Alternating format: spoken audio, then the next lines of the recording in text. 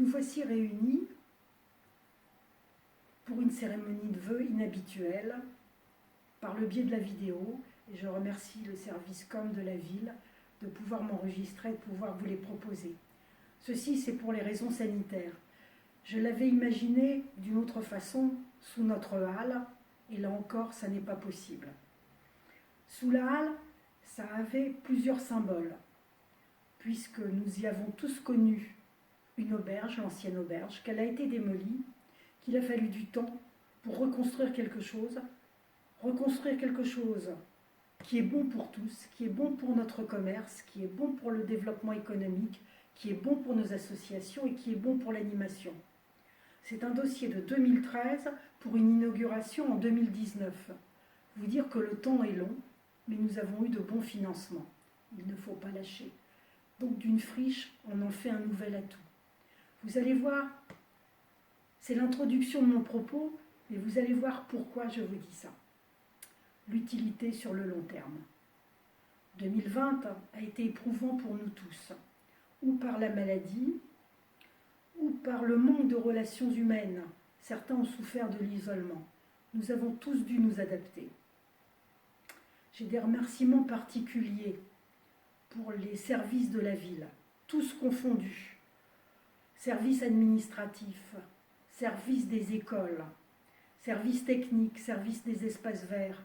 Tous ont tenu leur place, en s'adaptant eux aussi aux diverses contraintes, en palliant aux besoins que nous avions qui étaient vraiment hors leur cadre habituel. Mesdames et messieurs, je vous remercie, vous m'avez épaté.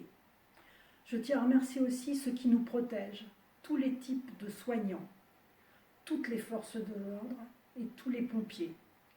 Merci à eux. Les enseignants, eux aussi, n'ont pas eu la part belle. Ils se sont adaptés pour maintenir un enseignement pour les enfants, un enseignement à distance, puis un enseignement dans nos bâtiments, mais ça n'a pas toujours été facile. Je remercie particulièrement les élus qui, dès le début, se sont impliqués, ont tous participé au plan d'urgence, ce qui a permis d'appeler les personnes isolées et justement d'essayer de rompre l'isolement ou de répondre à leurs demandes. Je remercie aussi les Saint-Sois, qui ont été disciplinés dès le départ. Ils ont compris qu'en se protégeant, en protégeant leur famille, en protégeant leurs voisins, nous nous protégions tous. Les Saint-Sois sont solidaires, je le savais. Et je remercie particulièrement les Saint-Sois, puisque 2020 a été une année d'élection. Ils m'ont reconduite pour la 3e fois. C'est vraiment un immense merci. Je crois que mon projet, notre projet, le projet de notre équipe, leur convenait, mais je sais aussi qu'ils me connaissent et qu'ils me connaissent mon engagement envers eux et que même quelquefois avec le sourire, je ne lâche jamais. L'épidémie, cette épidémie tragique, m'a fait m'interroger aussi sur la mission de maire. Nous devons nous occuper du court terme, du quotidien, de la sécurité, mais aussi du long terme avec une vision globale d'aménagement. Maintenir, mais développer, c'est pour moi un devoir. Et je vais vous raconter l'anecdote. Hier, un Saint-Sois m'a expliqué qu'il était heureux de vivre à Saints, qu'il y travaillait, que ses enfants y avaient reçu bien un bon enseignement, que même s'ils étaient mariés maintenant et qu'ils vivaient hors Saints, ils étaient dans l'Avesnois et qu'ils voyaient donc régulièrement ses petits-enfants. C'est donc la mission que je me donne, que nous nous donnons, que nous avons réfléchi ensemble, nous, élus. Vivre, bien sûr, chez nous, mais pas en dortoir, vivre et y travailler. C'est pourquoi, quand l'État a proposé un dispositif qui s'appelle Petite Ville de demain, nous avons entamé une réflexion avec une vision globale de notre village. Quels sont nos atouts? Nous avons des services publics qui sont encore très présents. Un tissu éducatif large qui va de la maternelle au lycée, notre lycée agricole, et nous avons même un CFA. Nous avons un tissu médical qui est encore dense. Il est temps de s'en occuper. Un tissu commercial et artisanal qu'il faut conforter, soit aider, parce que là, la pandémie vraiment les atteint beaucoup, mais qui est encore présent. Nous avons une gare et nous avons des friches. Est-ce que nous allons en faire un atout? Oui. Parce que nous ne souhaitons pas artificialiser, parce que nous avons aussi un monde agricole qui est très présent chez nous. Et c'est aussi notre richesse. Donc nous avons des friches, qu'allons-nous en faire? Et c'est là que le dispositif Petite Ville de demain peut nous aider, va nous aider, si nous le travaillons, pour résorber ces friches et rebondir. On a Stiona, c'est aux mains de l'établissement public foncier.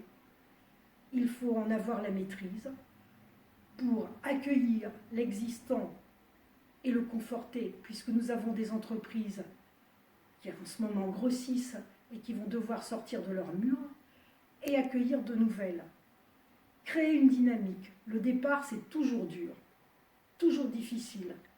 Mais une fois qu'il est engagé, et que cette dynamique est engagée, les choses suivent et arrivent tout doucement. Il ne faut pas lâcher. Nous avons Sucre de lait, nous en avons fait l'acquisition. L'État, par le biais de la dotation rurale des territoires, nous a aidés à démolir les bâtiments qui étaient très abîmés, qui étaient autour du complexe 2000, notre gymnase. Alors, pour répondre aux associations et pour répondre aussi à nos jeunes, nous avons un conseil municipal des jeunes qui nous fait de bonnes suggestions. Nous souhaitons y implanter, entre guillemets, une forme de parc, quelque chose de paysager, avec des activités physiques de plein air qui seront bien libres d'accès. Nous avons aussi la Maison Rose rue Gambetta. La démolition a été faite. Le regroupement de professionnels de santé est en train de se réunir pour s'implanter à cet endroit. Nous avons des réunions régulièrement et bientôt une en février avec cette fois-ci les plans. Et nous avons aussi un aménageur pour y créer un nouveau lotissement pour pouvoir aussi redensifier cette partie du village et que tout le monde vive bien dans cet endroit. Nous avons l'ancienne caserne des pompiers, tous les bâtiments qui sont autour. Là, ils sont à la complète maîtrise de la mairie puisqu'ils lui appartiennent. Et nous avons des demandes, vous le savez tous, ou d'artisans ou de commerçants qui souhaitent que nous leur fassions du sur-mesure, de la petite unité, facile d'accès. Peut-être qu'ils ne pourront pas louer régulièrement, ils en ont peut-être besoin certains jours du mois, pas tous les jours. Nous souhaitons faire du sur-mesure. Et nous avons déjà d'ailleurs commencé, vous pouvez vous apercevoir que nous avons Manure et Cube Palette. Nous avons l'ancienne école qui était rue Jean-Baptiste Lebas. Alors là, elle avait le site, puisque l'ancienne école a été démolie, a été proposé pour y créer l'internat du lycée agricole. L'internat est une vraie nécessité pour notre lycée agricole et a été inscrit dans le pacte qui a été signé avec le président Macron en 2018 novembre, si je me souviens bien. C'est important puisqu'il faut donner un endroit bien comme internat pour les élèves, mais qu'en même temps ce lycée qui prend de l'expansion peut avoir de nouvelles filières, des filières post-bac, et qui sont liées avec cet internat. Donc, il faut qu'on trouve des partenaires pour que cet internat puisse naître. Mais nous avons une autre forme de friche. Je ne veux choquer personne, mais nous avons un presbytère qui actuellement est vacant, qui est un des plus beaux bâtiments anciens du village. Donc, une réflexion est engagée avec le conseil municipal des jeunes. Et nous allons pouvoir travailler grâce à la convention globale territoriale que nous allons signer avec la CAF pour y amener une sorte de centre socio-culturel. Voyez, donc nous avons de vrais projets, des projets sur 10 ans. Il est important que nous les réalisions. Donc, tout ce qui sera bon à Saint sera bon pour mon voisin. Tout ce qui sera bon pour chez mon voisin sera bon au Saint-Soir. C'est ça la Vénois, c'est ça une vision de territoire, c'est ça une vision globale. Donc nous souhaitons vivre et travailler, habiter chez nous. Je vous souhaite à tous donc une très bonne et très douce année. Vive Saint-du-Nord, d'hier, d'aujourd'hui et de demain.